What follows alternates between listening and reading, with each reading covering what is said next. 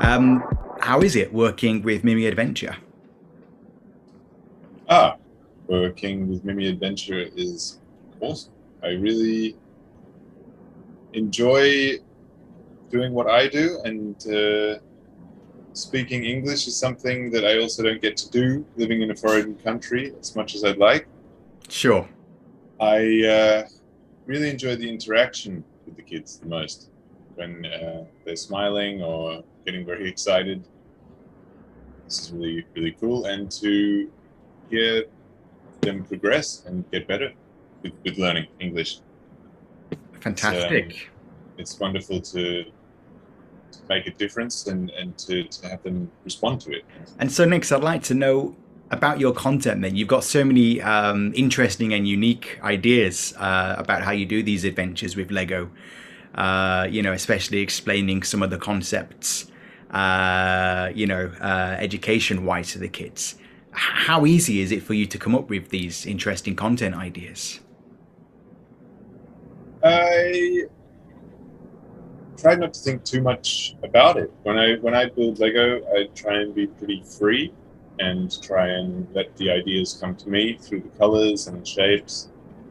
So putting together some ideas came together pretty quickly. I mean, cars is a simple one that I think a lot of kids grasp onto the concept of easily. Yes. But then doing other vehicles is attached to that, and flying vehicles or space vehicles. But my favorite is doing silly faces and emotional characters. Even the robots that I build, that makes also a bit of fun to give them a character and give them a purpose for being, whether a firefighting robot or a police robot or a ninja robot. It's easy to come up with those ideas. I think Mm. I have plenty more ideas in the future. Oh, that's fantastic. All right, looking forward to hearing them in the future as well. Perfect. And do you find that it's easier to think of the ideas now than it was when you first started? Um, yeah, I think after trying a few and changing the format a little bit of how to do it, I think it's gotten easier over time. I feel like I've gotten a lot more confident with the whole streaming situation. Feeling live was always a bit stressful in the beginning, but now I've come to feel much more natural with it and yeah, just go with the flow. And since it's live, then things can sometimes happen. Things can fall off the table. You just have to go with it, and I think it's all in good humor. And kids find it also to be funny and things like that. It is a natural part of Lego building. Yes. I think that's one of the unique things about our service. If you make a YouTube video, everything is all crisp and pristine and goes to plan. And if it doesn't, you just redo it. But when you're doing it live, things do go wrong. But if it's kind of laughed off, it usually goes down quite well, to be honest. Yeah, except technical difficulties. That's not so much fun. But Except the technical difficulties, yeah. So yeah, a lot of people find that there are some similarities between Mimi Adventure and making their YouTube content, and at the same time, there's so many vast differences. Um, so I'm curious, what made you decide to do Mimi Adventures instead of doing YouTube or something like that? well, I would like to say that the interactive part of it really brings, I think, seeing instant reactions from kids and even Mimi-chan and the rest of the game. It makes it so much easier to perform, I guess, to show them and to run through what I want to do. With YouTube and creating things beforehand and editing things to be perfect, it's got a different place, I think. For me, it's a little bit about letting go of the perfectionism and just being more natural. That's the biggest reason why I like to go and start doing these mini adventures, is to learn how to, yeah, speak in front of the kids and people, live streaming sort of becomes then a bit more the direction that I would go. Yeah. So I'm guessing, yeah, it's all about the people and be able to see in real time, that the people are appreciating what you're doing, especially the kids. The kids, they really look up to the adventure guides that they see every day in these adventures. What do you think about the future of these kids? How do you foresee the future of the kids who are taking your adventures, for example? I think kids in general that are doing Mimmy, it's such a great opportunity for them to connect with other cultures or to learn English in that way. I just think it's such a good concept that they can hopefully take it into their young professional lives somehow. If speaking English is a global sort of language, then it really makes sense to have those skills. But with Mimmy, I think kids are learning about all kinds of different things as well, and finding their interests in the world.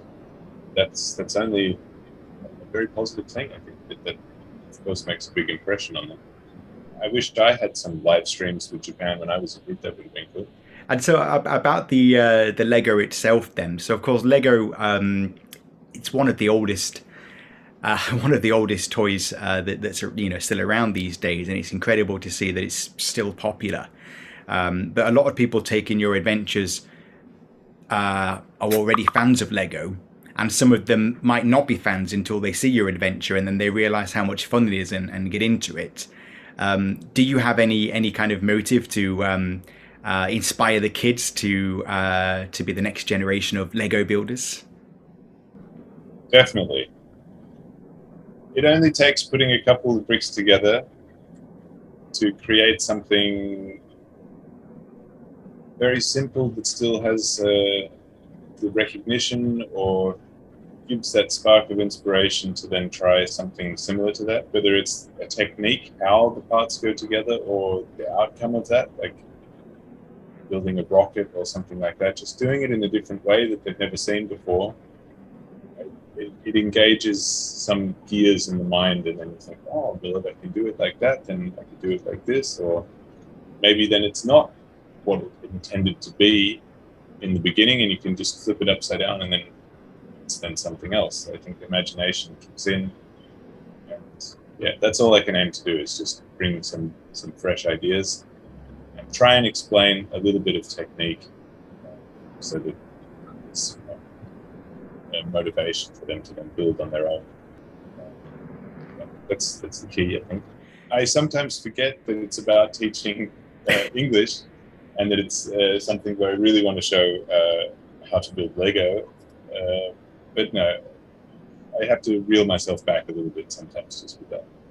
But I like to also incorporate some of the terminology that us Lego builders, semi-professional Lego builders use, just because that's also interesting language, and it's more big numbers and things like that, and colored names. So in some ways, I can guess from what you said there that one of your goals is to inspire children and encourage the children to have their own imagination at play. Is that right?